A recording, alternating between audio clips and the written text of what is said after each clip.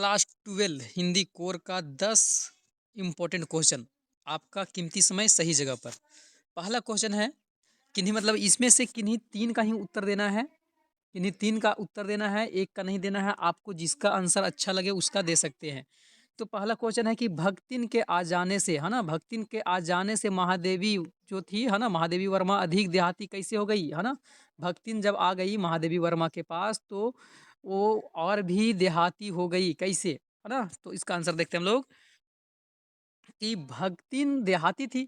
सेविका का रूप में आ जाने से महादेवी का खान जो हो गया, खाना हो गया, पहनाना हो गया, देहाती ढंग से हो गया था। भक्ति ने देहाती खाने की विशेषताएं बताई और बताकर उसके खाने की आदत बदल डाली।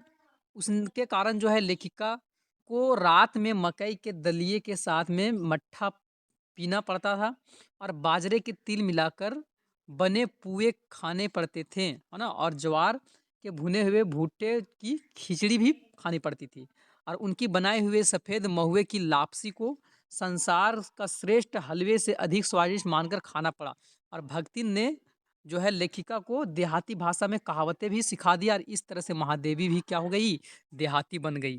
तो ये तो 3 नंबर का था। 3 नंबर आप पक्का कर लीजिए ये सब क्वेश्चन से। आगे क्वेश्चन है कि जीजी ने इंद्रसेना, है ना, जीजी ने इंद्रसेना पर पानी फेंके जाने को किस तरह से सही ठहराया, है ना। तो जीजी जो थी, है ना, जीजी ने लेखक को बताया कि देवता से कुछ मांगे जाने से पहले उसे कुछ चढ़ाना पड़ता है ना। क्या बोली, जीजी ने लेखक को बताया कि देवता से कुछ मांगे जाने से पहले उसको कुछ क्या किया जाता है, चढ़ाया जाता है। तो किसान भी 30-40 मन गेहूं पाने के लिए 5-6 शेर जो है ना, गेहूं की बुआई करता है। तो इंद्र सेना पर भी यह बात लागू होती है और इंद्र जो है वर्षा के देवता भी है। और इंद्र सेना को पानी देने से इंद्र देवता जो है वो प्रसन्न होते हैं और बादलों से, है ना, बादलों से अ, झुमाझम, है ना, वर्षा करते हैं। और इस प्रकार जो है इंद्रसेना पर पानी फेंकना वर्षा जल की बुआई है और इस तरह से पहले कुछ त्याग करो फिर उसके बाद फल पाओ। ये 2 क्वेश्चन हुआ। तीसरा क्वेश्चन है कि जाति प्रथा भारतीय समाज में बेरोजगारी व भुखमरी का कारण है ना।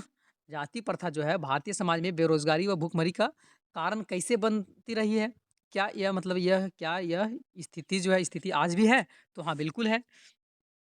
आंसर क्या है कि भारतीय समाज में जाति प्रथा किसी भी व्यक्ति को ऐसा पेशा चुनने की अनुमति नहीं देता है ना। भारतीय समाज जो है जाति प्रथा का किसी भी ऐसा पेशा को चुनने का अनुमति नहीं देता है जो उसका जातिगत जो है पैतृक पेशा ना हो, भले ही वह उसमें से परंपरागत हो। यदि वह पेशे, है ना, पेशा उसके लिए अनुपयुक्त हो तो अथवा अपर्याप्त हो तो उसके सामने भूखमरी की स्थिति खड़ी हो जाती है। इस प्रकार पेशा जो है परिवर्तन की अनुमति न देकर जाति प्रथा जो है ना भारत में बेरोजगारी का भी एक प्रमुख कारण बनती है। आगे क्वेश्चन है कि बाजार का जादू जो है ना, बाजार का जादू चैप्टर है, बाजार का जादू चढ़ने और उतरने पर मनुष्य क्या क्या असर पड़ता है। बाजार का जादू चढ़ने से और उतरने से मनुष्य पर क्या असर पड़ता है ना। तो बाजार का जादू जो है वो बाजार का जादू चढ़ने पर व्यक्ति अधिक से अधिक वस्तु को खरीदना चाहता है। तब वह सोचता है कि बाजार में बहुत कुछ है और उसके पास कम चीजें हैं और वह लालच में आकर गैर जरूरी चीज रहता है उसको भी खरीद लेता है। परंतु जब वह बाजार का जादू उतर जाता है तो उसे उस वस्तुओं के अर्थात वह उसके द्वारा जो खरीदा गया है वो वस्तु उसके लिए अनावश्यक हो जाता है, निरर्थक हो जाता है एवं आराम में क्या होता है, खलल डालने की वाली लगती है। आगे क्वेश्चन बोला है कि ये भी 3 नंबर का ही रहेगा। यशोधर बाबू की पत्नी, है ना, यशोधर बाबू की पत्नी समय के साथ ढल सकने से सफल होते लेकिन यशोधर बाबू असफल रहते, ऐसा क्यों, है ना। यशोधर बाबू की पत्नी जो थी वो समय के साथ में क्या हो रही थी, ढलने के साथ में वो सफल होती जा रही थी लेकिन यशोधर बाबू सफल नहीं होते जा रहे थे, ऐसा क्यों, है ना। तो यशोधर बाबू की पत्नी, है ना, सुशील और समझदार है और यह आधुनिक समय में नए नए विचारों को ढलना जानती थी और व्यवहारिक ज्ञान भी था। और यही सिखाता है कि व्यवहारिक ज्ञान जो है ना, यह भी सिखाता है कि हमें समय के अनुसार अपने आप को ढाल लेना चाहिए। जिस तरह से समय है उस तरह से ढलना चाहिए जिससे हमारे बच्चों और हमें मित्र रूप में समझे, है ना। पर यशोधर बाबू अपने परंपरागत सिद्धांत पर ही चलना चाहते थे और उन्हें आज की पीढ़ी नई सोच ढकोसला लगती थी और अंत में वो अपनी और अपने परिवार के बीच में तालमेल नहीं बैठा पाते थे और हाशिए पर चले जाते थे। इसके जगह पर एक और क्वेश्चन रह सकता है। क्वेश्चन क्या है कि पुरातत्व के किन चिन्हों के आधार पर यह कह सकते हैं कि सिंधु सभ्यता ताकत से शासित होने की अपेक्षा जो है समझ में समझ अनुशासित सभ्यता थी, है ना? पुरातत्व को किन चिन्हों से, है ना? किन चिन्हों के आधार पर जो है आप यह कह सकते हैं कि सिंधु सभ्यता की ताकत से शासित होने की अपेक्षा समझ में अनुशासित सभ्यता थी।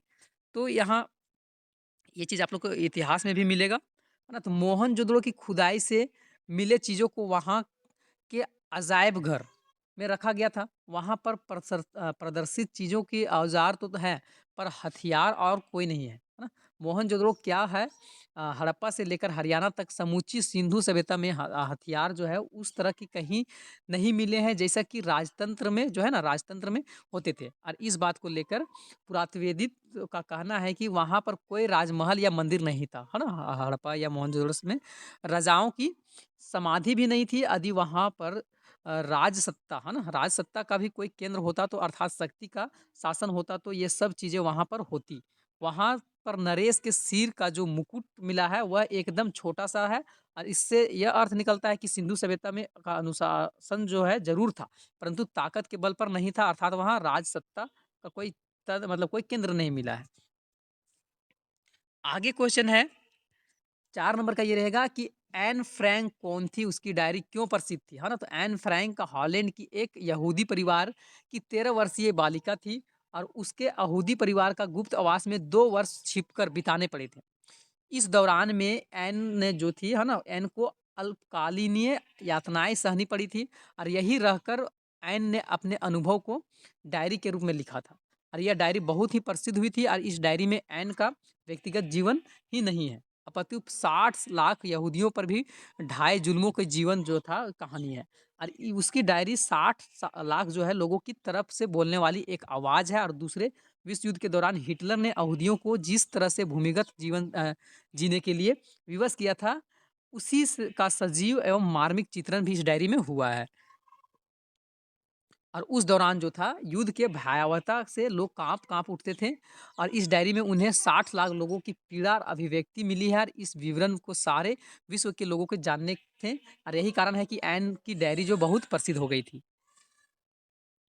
आगे क्वेश्चन है कि स्वयं, है ना, कविता रच लेने का आत्मविश्वास लेखक के मन में कैसे पैदा हुआ? स्वयं को जो है कविता रच लेने का आत्मविश्वास जो था लेखक में किस तरह से पैदा हुआ? तो लेखक की पाठशाला, है ना, लेखक की पाठशाला में मराठी के अध्यापक सौदल गैकर के संपर्क होता है और वह स्वयं एक अच्छे कवि और रसिक थे, है ना?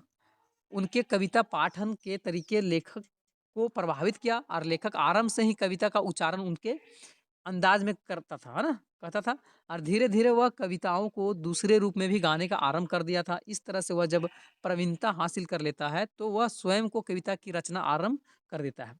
पहले वह तुकबंदी करता था, परंतु अभ्यास करने पर वह स्वयं को एक अच्छा कवि बन जाता है और आरंभ से ही सौंदल गैकर उसकी प्रतिभा को निखारने और उसकी सहायता करते हैं और उस तरह से जो है वह नायक को उस समय की कवियों के बारे में जो है वो बताते हैं जिससे लेखक के मन कवियों के प्रति जो है वो संदेश संदेश पर समाप्त हो जाता है और उसका आत्मविश्वास भी बढ़ जाता है।